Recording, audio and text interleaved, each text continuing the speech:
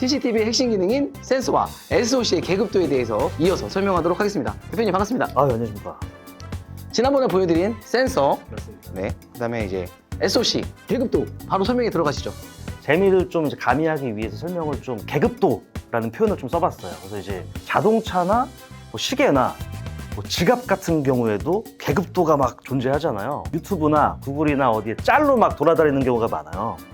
그런 것처럼 이미지 센서 그리고 SOC 브랜드에도 계급도가 존재합니다. 아, 좋습니다. 그러면은 바로 센서부터 들어가죠. 센서의 하이엔드. 자, 이거 센서계의 명품이다 하는 브랜드 있습니까? 센서계의 전통적인 명품을 설명드리기에 앞서서 이미지 센서도 아직까지는 일제랑 미제, 뭐 이제 메이드 인 재팬 그리고 메이드 인 이제 그 USA 것들이 하이엔드 센서 쪽에 속한다고 보시면 되고요. 그 중에 이제 대표적인 브랜드는 일본의 소니 그리고 미국으로 보면 옴니비전이 될 것 같습니다.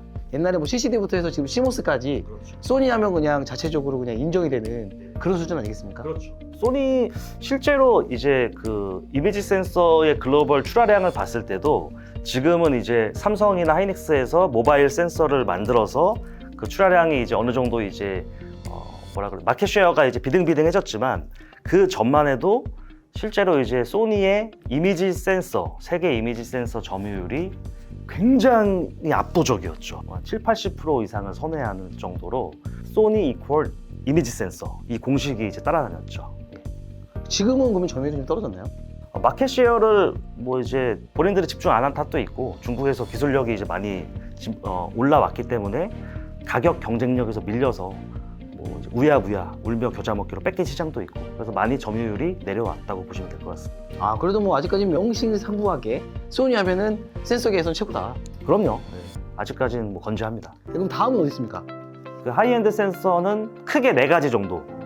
일본은 소니와 파나소닉 그리고 미국은 옴니비전이랑 온세미 정도로 이제 분류가 된다고 보시면 될 것 같아요. 아, 온세미 이름 언제 바뀌었죠? 저는 앱티나가 아직까지 익숙한데. 온셈이라는 회사가 앱티나를 이제 머지했어요. 그게 벌써 제가 알기로도 한 6년, 7년 이상 된 것 같습니다. 자, 그러면 하이엔드는 뭐 정리해 주신 것처럼 소니, 옴니비전, 파나소닉, 온세미 정도가 있다 그러면 센서계의 뭐 로우엔드는 뭐가 있을까요? 이미지 센서의 가성비를 또 추구하는 센서들이 있잖아요. 예를 들어 이제 대표적인 건 갤럭시 코어, 중국의 갤럭시 코어, 스마트 센스, 중국이고요. SY, 로우엔드 쪽에서는 중화권에서 만든 메이커들이 많이 활개를 치고 있다고 보시면 될 것 같습니다. 그럼 주로 이런 로우엔드 센서들은 어디에 많이 들어가나요? CCTV가 비쌀 것 같으세요? 아니면은 차량용 블랙박스가 비쌀 것 같으세요? 저 느낌은 블랙박스가 더 비쌀 것 같아요, 저는. 일반적으로 네. 이제 CCTV 같은 경우에는 그 사양이 굉장히 편차가 크잖아요. 그럼 이제 가격도 천차만별이에요. 그래서 이제 비싼 것들은 이제 몇백만 원 하는 CCTV들도 있잖아요. 근데 이제 블랙박스는 사실 커스터머, 이제 유저들이 사용하는 것들이잖아요. 가성비 위주의 시장으로 이제 형성된 게 블랙박스 시장이기 때문에 싸고 좋은 걸 개발하고 만들 수밖에 없잖아요. 그래서 이제 나온 게 로우엔드 센서고요. 블랙박스에 가장 많이 씁니다. 아, 그렇군요. 지난 10년 사이에 굉장히 많은 이미지 센서 개발 제조업체들이 많이 생겼어요. 근데 이제 지금 정리를 간단하게 해드리자면 하이엔드는 아직까지는 일본과 미국 계열의 회사들이 주류를 이루고 있고 로우엔드는 중화권 메이커들이 주류를 이루고 있다고 보시면 될 것 같습니다. 이제 SOC로 넘어가면 SOC는 하이엔드, 미드, 로우로 세 가지로 나눌 수 있다고 하는데 하이엔드 먼저 가겠습니다. 역시나 이제 하이엔드급 SOC들은 미국에서 개발한 암바렐라, 퀄컴이 있을 거고요. 그리고 이제 미들 쪽으로 넘어와서 노바텍, 시그마스타, 메이드 인 타이완이죠. 그리고 한국의 아이니스가 있죠. 로우엔드는 오리너랑 락칩이 있는데 메이드 인 차이나입니다. 결국에는 이미지 센서랑 약간 비슷한 게 공통점이 좀 있어요. 하이엔드는 일본이나 미국 제품들이 좀 이제 그 라인업이 있는 반면에 로우엔드로 갈수록 대만이나 중국산 제품들이 이제 라인업이 되어 있는 경우가 있다고 보실 수 있을 것 같습니다. 제가 생각하는 하이엔드는 하이시리콘이라는 그런 브랜드가 있었는데 여기 이제 빠져 있어요. 하이시리콘이 아직까지 있었다면 그 솔루션이 계속 이제 있었다면은 사실 좀 오늘 이런 계급도나 이런 것들 설명하는 게 좀 무의미했을 건데 얘가 없어져 버렸어요. 순식간에 사라져 버렸어요. 이게 뭐 점차 사라져가지고 시장에서 사장된 게 아니라 붕 떠서 공중에서 그냥 분해가 돼버린 상황이거든요. 하이실리콘에 대해서는 다음 시간을 좀 이제 할애해 주신다면 조금 더 재밌게 좀 풀어내는 이야기로 하이실리콘이 왜 없어졌는지에 대한 얘기를 좀 해보고 싶습니다. 그럼 미드랜드 SOC 중에 아까 노바텍, 그다음 시그마스타, 아이닉스 얘기하셨는데 여기도 간단하게 좀 설명해 주세요. 노바텍이랑 시그마스타가 결국에는 이제 하이실리콘을 또 끌고 와야 되겠네요, 제가. 하이실리콘이 없어져 버렸어요. 그러다 보니까 그 하이실리콘이 가지고 있던 마켓 시어를 호시탐탐 노리던 대만의 업체들, 노바텍이랑 시그마스타가 기회는 이때다 싶어서 카메라 시장에 진입을 하게 된 거고요. 그리고 그 미드랜드의 이제 아이닉스 같은 경우에는 국내에서 정말 유일무이한 기술 집약적인 이 SOC를 개발할 수 있는 회사인데 하이실리콘의 점유율에 밀려서 발전의 이 한계가 좀 이제 직면해 있었던 시절이 있었던 것 같아요. 그런데 이제 하이실리콘이 없어지면서 아이닉스 솔루션을 소개할 만한 업체들이 굉장히 많아진 거죠. 그리고 기술적으로도 미들 라인에 속하기 때문에 전혀 하이엔드급이랑 비교해 봤을 때도 손색이 없거든요. 그래서 이제 가성비적인 측면에서 선택지로 또 아이닉스를 많이 사용하고 있는 걸로 알고 있습니다. 아이닉스가 옛날에 HDSDI, EXSDI 위주로 잘 하다가 시장이 뭐 HD, TBI, CBI 넘어오면서 거기에서 좀 약간 경쟁력을 잃었고 IP 시장을 넘어가면서 EN675?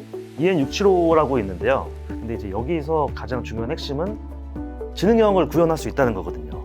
근데 이제 일반적으로 노바텍이나 시그마스타도 저희가 이제 카메라단에서 최근에 우리가 지능형 카메라다 소위 말할 수 있는 그런 기능들이 객체를 뭐 감지하거나 이게 뭐 이게 사람인지 개인지 아니면 이게 자동차인지 그런 것들에 대한 객체 인식에 대한 니즈들이 굉장히 많아지고 있는데 노바텍이랑 시그마스타보다 EN675를 통해서 그 AI를 구현하는 게 좀 더 용이하다라는 의견들이 많은 것 같습니다. 네, 결국은 이제 하이엔드나 그 미드랜드 SOC들이 결국 이제 지능형들이 서로 탑재가 되고 있고 과연 같은 크기의 저렴한 가격에 그 얼마만큼 많은 지능형들이나 퍼포먼스가 나오냐가 결국 시장의 하이엔드냐 미드랜드냐 노냐를 좀 나누는 기준이 되고 있지 않나 생각이 되고 있으면서 한국에서 1등인 하나테크인에서 또 SOC를 별도로 만들어 팔겠다 이런 얘기를 들은 것 같은데 예전에 이제 기존의 하나테크윈의 와이즈넷이라는 이제 SOC 자사 그 솔루션이 있었잖아요. 그래서 이제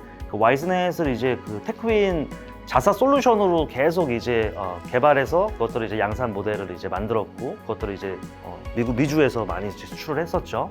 근데 이제 그게 분사돼서 나오는 걸로 알고 있어요. 그래서 이제 아마 비전 넥스트라고 하는 회사로 그 SOC 사업부가 스핀오프 돼서 따로 이제 그 SOC 사업을 국내에서 영위하는 걸로 제가 알고 있습니다. 아마 올해 3Q 정도 되면 정식으로 이제 소개가 되지 않을까 보고 있습니다. 여기 또 빠진 게 하나 있는데 테크포인트는 여기 들어가지 않나요?